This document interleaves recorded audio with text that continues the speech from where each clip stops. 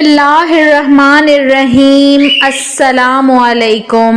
حضرت عائشہ صدیقہ رضی اللہ تعالی عنہا نبی پاک صلی اللہ علیہ وآلہ وسلم کی محبوب بیوی ہونے کے ساتھ ساتھ ام المومنین یعنی مومنوں کی ماں اور اللہ پاک کے نزدیک وہ معزز ہستی ہیں جن کی پاک دامنی کی گواہی خود قرآن پاک نے بھی دی، اور حضور اکرم صلی اللہ علیہ وآلہ وسلم سے آپ رضی اللہ تعالی عنہا کی شادی کروانے میں خود رب تعالیٰ کی مرضی اور خوشنودی شامل تھی۔ آپ رسول کریم صلی اللہ علیہ وآلہ وسلم کی تیسری زوجہ حضرت ابو بکر صدیق رضی اللہ تعالی عنہ اور ام رومان رضی اللہ تعالی عنہ کی بیٹی تھیں۔ حضرت عائشہ صدیقہ رضی اللہ تعالی عنہا کی ولادت بعثت نبوی صلی اللہ علیہ وآلہ وسلم کے 4 سال بعد ہوئی۔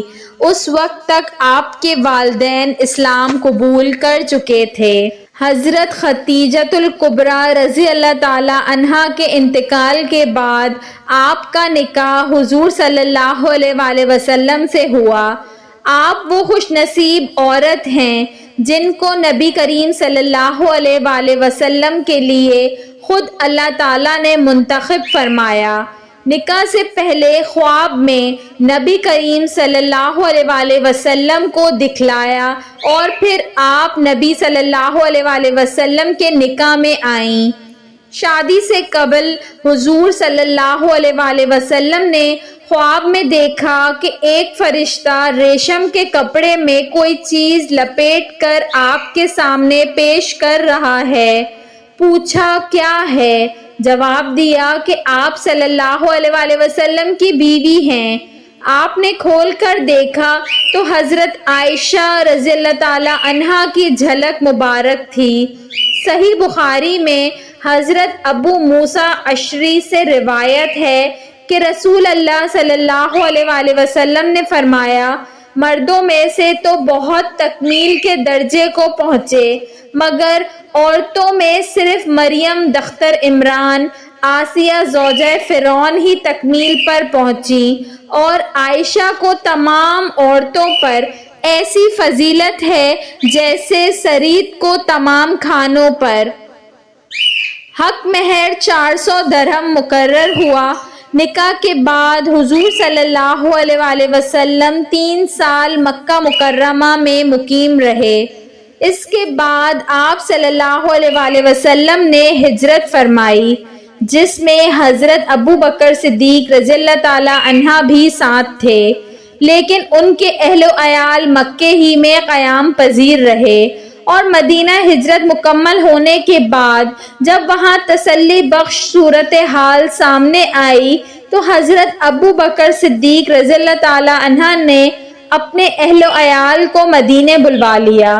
یوں شوال کے مہینے میں حضرت عائشہ رضی اللہ تعالی عنہا کی رخصتی عمل میں آئی۔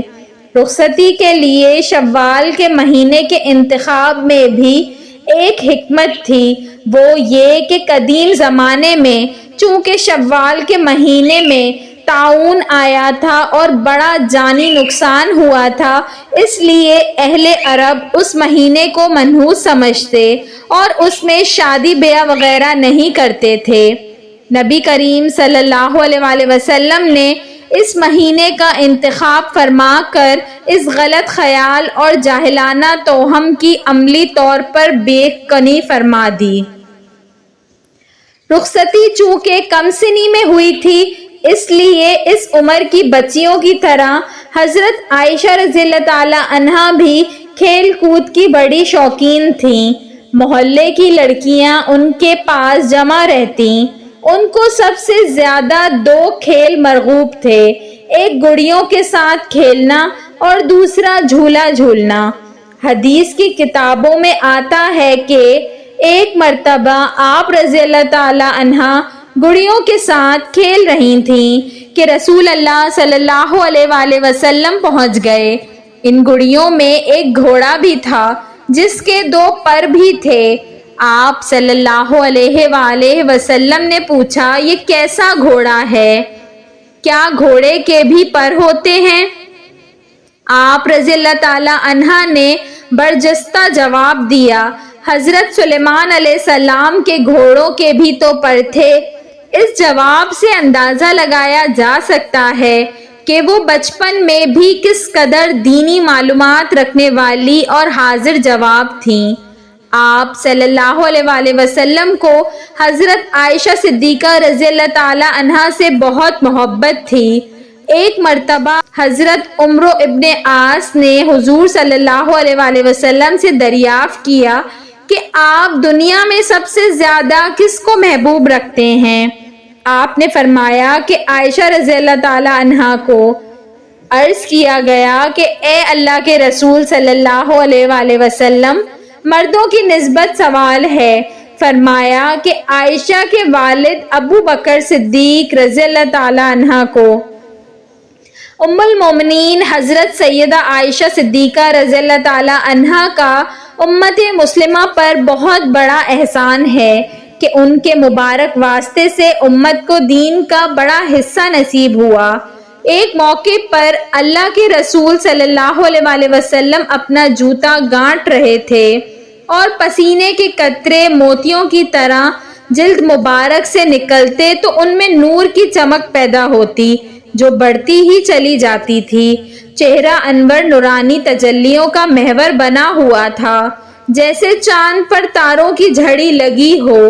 حضرت عائشہ رضی اللہ تعالی عنہا مسلسل یہ منظر دیکھ رہی تھیں، پھر روئے انور کے قریب آئیں اور کہنے لگیں، اے اللہ کے رسول صلی اللہ علیہ وآلہ وسلم، اللہ کی قسم آج اگر شاعر ابو کبیر ہزلی موجود ہوتا اور آپ کے چہرے مبارک کو دیکھتا تو اسے اپنے اشعار کا درست مصداق مل جاتا جو اس نے اپنے خیالی محبوب کی شان میں کہے تھے۔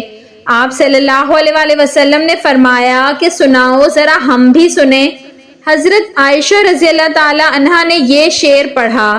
ترجمہ: میں نے اس کے روئے طبع پہ نگاہ ڈالی تو اس کی شان درخشندگی ایسی تھی جیسے بادل کے کسی ٹکڑے میں بجلیاں کوند رہی ہوں۔ یہ سن کر اللہ کے رسول صلی اللہ علیہ وآلہ وسلم نے دست مبارک میں جو کچھ تھا اسے رکھ دیا اور حضرت عائشہ رضی اللہ تعالی عنہا کا ماتھا چوم کر فرمایا، عائشہ، جو سرور مجھے اس کلام سے حاصل ہوا ہے وہ تجھے اس نظارے سے بھی حاصل نہ ہوا ہوگا۔ یہ بھی محبت کے اظہار کا ایک طریقہ تھا۔ اس میں مسلم شوہروں کے لیے اسوہ بھی ہے کہ خاتون خانہ کی تعریف و حوصلہ افزائی کرنا کوئی غیر اخلاقی یا غیر شرعی بات نہیں، بلکہ محبوب دو جہاں صلی اللہ علیہ وآلہ وسلم کی سنت ہے۔ ایک دفعہ آپ صلی اللہ علیہ وآلہ وسلم نے فرمایا، آؤ عائشہ دوڑ میں مقابلہ کرتے ہیں۔ چنانچہ مقابلہ شروع ہوا۔ چونکہ حضرت عائشہ رضی اللہ تعالی عنہا دبلی پتلی تھیں، اس لیے نبی اکرم صلی اللہ علیہ وآلہ وسلم سے آگے نکل گئیں۔ پھر ایک عرصہ گزرنے کے بعد جب حضرت عائشہ کا وزن بڑھنے لگا تھا، حضور صلی اللہ علیہ وآلہ وسلم نے فرمایا، پھر مقابلہ کرتے ہیں، اور آپ صلی اللہ علیہ وآلہ وسلم آگے نکل گئے۔ اس موقع پر دل لگی کرتے ہوئے فرمایا، یہ اس دن کا جواب ہے۔ ایک مرتبہ جانے دو عالم صلی اللہ علیہ وآلہ وسلم نے ایک موقع پر فرمایا، عائشہ، جب تم مجھ سے ناراض ہوتی ہو تو مجھے پتہ چل جاتا ہے۔ حضرت عائشہ رضی اللہ تعالی عنہا نے پوچھا، وہ کیسے؟ آپ صلی اللہ علیہ وآلہ وسلم نے فرمایا، جب تم مجھ سے راضی ہوتی ہو تو کہتی ہو رب محمد صلی اللہ علیہ وآلہ وسلم کی قسم، اور جب کوئی ناراضی ہو تو کہتی ہو رب ابراہیم علیہ السلام کی قسم۔ حضور صلی اللہ علیہ وآلہ وسلم اپنی رفیقہ حیات کو راضی کس طرح فرمایا کرتے تھے، اس کا دل فریب و قابل تقلید نمونہ بھی ملاحظہ فرمائیں۔ اگر حضرت عائشہ رضی اللہ تعالی عنہا ناراض ہوتی تو جب وہ پانی پینے لگتی تو رسول صلی اللہ علیہ وآلہ وسلم ان کے ہاتھ سے پیالہ لے لیتے، اور جہاں حضرت صدیقہ رضی اللہ تعالی عنہا نے منہ رکھ کے پانی پیا تھا ان کو دکھا کر اسی جگہ منہ رکھ کر پانی نوش فرماتے، اور ساری ناراضی ختم ہو جاتی۔ حضرت عائشہ رضی اللہ تعالی عنہا کے ساتھ نبی کریم صلی اللہ علیہ وآلہ وسلم کی محبت کا اندازہ اس بات سے بھی لگایا جا سکتا ہے کہ آپ صلی اللہ علیہ وآلہ وسلم اپنے مرض الوفات میں دوسری ازواج مطہرات کی اجازت سے حضرت عائشہ رضی اللہ تعالی عنہا کے حجرے میں منتقل ہوئے۔ یوں آخری ایام میں سب سے زیادہ محبوب صلی اللہ علیہ وآلہ وسلم کی خدمت کا شرف حضرت عائشہ رضی اللہ تعالی عنہا کو ملا۔ ان کی چبائی ہوئی مسواک حضور صلی اللہ علیہ وآلہ وسلم نے استعمال فرمائی، ان کی گود میں سر رکھ کر اپنے رفیق اعلیٰ سے جا ملے اور ان کے حجرے میں مدفون ہوئے۔ آپ سے 2210 احادیث رسول اللہ صلی اللہ علیہ وآلہ وسلم روایات ہیں، جبکہ ان میں سے 174 متفق علیہ ہیں، یعنی ان کو امام بخاری نے صحیح بخاری اور امام مسلم نے صحیح مسلم میں سندن روایت کیا ہے۔ اس بات کا اندازہ اس سے کیا جا سکتا ہے کہ جس روز آپ کا انتقال ہوا تو مدینہ منورہ میں کثرت ازدحام کی وجہ سے عید کا گمہ ہونے لگا تھا۔ نبی کریم صلی اللہ علیہ وآلہ وسلم کے اس دنیا سے پردہ فرما جانے کے تقریباً 48 سال تک یہ امت کی محسنہ عالمہ اسلام کے شب و روز کو انوار الہی اور اسماء حسنہ سے مسلسل اور متواتر منور کرتے رہنے کے بعد چند روز علیل رہ کر 58 ہجری رمضان المبارک کی 17 تاریخ کو آپ سخت بیمار ہوئیں۔ نماز وتر کی ادائیگی کے بعد آپ اس جہاں سے اس جہاں کو کوچ فرما گئیں۔ سیدنا ابو ہریرہ رضی اللہ تعالی عنہ ان دنوں مدینہ طیبہ کے قائم مقام حاکم تھے۔ انہوں نے آپ کا جنازہ پڑھایا۔ بلا شبہ ام المومنین حضرت عائشہ صدیقہ رضی اللہ تعالی عنہا تمام مسلمان عورتوں کے لیے بہترین نمونہ ہیں۔ آپ کے بتائے طریقوں پر عمل کرنے سے ہر عورت وہ رتبہ حاصل کر سکتی ہے جس کی بدولت وہ اپنے مجازی خدا سے لے کر حقیقی خدا کی نظروں اور دل میں گھر کر سکتی ہے۔